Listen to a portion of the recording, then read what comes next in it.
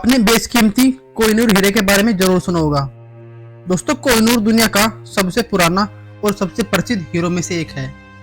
जितना प्रसिद्ध ये हीरा है उतना ही प्रसिद्ध इसका इतिहास रहा है।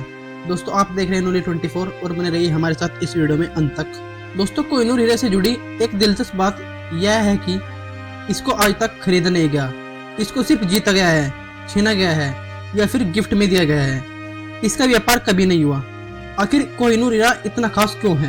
वैसे कई हीरे हैं, लेकिन सबसे मशहूर कोहिनूर हीरा है।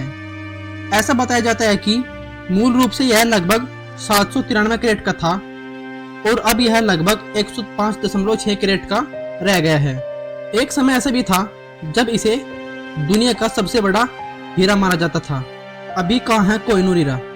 दोस्तों, एक गोकुलकुंडा वर्गीकृत हीरा जिसकी उत्पत्ति समय के बीच में खो गई है।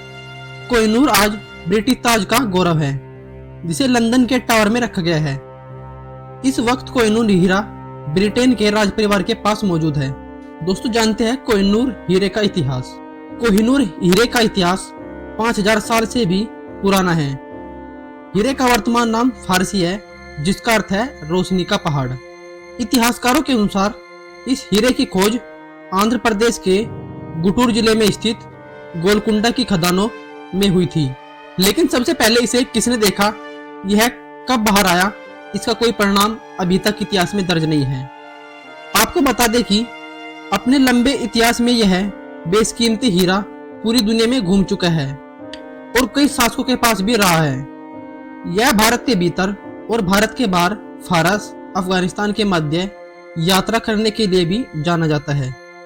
दोस्तों, बात करते हैं कोहिनूर हीरा रखने वाले कुछ प्रसिद्ध राजाओं की, जैसे अलाउद्दीन खिलजी, ग्वालियर के राजा विक्रमादित्य, प्रारंभिक मुगल बादशाह बाबर और हुमायूं, और शेर पंजाब महाराणा रणजीत सिंह, और उसके बाद उनके उत्तराधिकारियों से लेकर महाराजा दिलीप सिंह तक।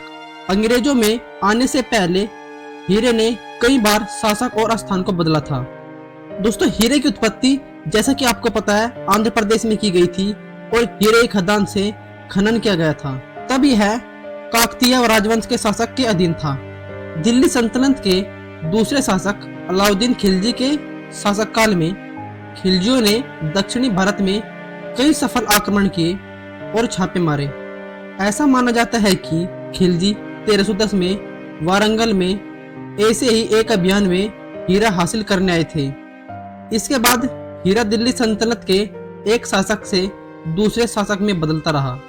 साल 1556 में बाबर ने इब्राहिम लोदी को हराया और हीरा हासिल किया। बाबर ने अपनी आत्मकथा बाबरनामा में हीरे का उल्लेख किया है। कुछ रिकॉर्ड के अनुसार बाबर के बाद हीरे ने शाहजहां के मयूर सिंहासन को सुबोधित किया था। फारसी सम्राट नादिर शाह ने 1739 में मुगल साम्राज्य पर आक्रमण कर हीरा प्राप्त किया था। ऐसा कहा जाता है कि नादिर शाह थे जिन्होंने हीरे को अपना वर्तमान नाम कोहिनूर दिया था, जिसका फारसी में अर्थ है रोशनी का पहाड़। दोस्तों, बात है 1747 में नादिर शाह की हत्या हो गई और उसके बाद उसका साम्राज्य बिखर गया। उसकी मृत्यु के बाद कोहिनूर उसके एक सेनापति अहमद शाह दुर्रानी के अधिग्रहण में आ गया। उनके राजवंशों में से एक शाह शुजा दुर्रानी ने पंजाब के रणजीत सिंह को हराया, जिसके बदले में दुर्रानी को अफगानिस्तान के सिंहासन को वापस जीतने में मदद की। 1849 में अंग्रेजों ने पंजाब पर विजय प्राप्त की और लाहौर संधि की घोषणा की।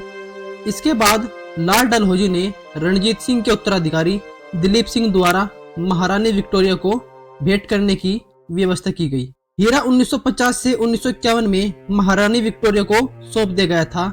तब से हीरा इंग्लैंड में है। कोहिनूर हीरे की खासियत सीमाओं से परे है।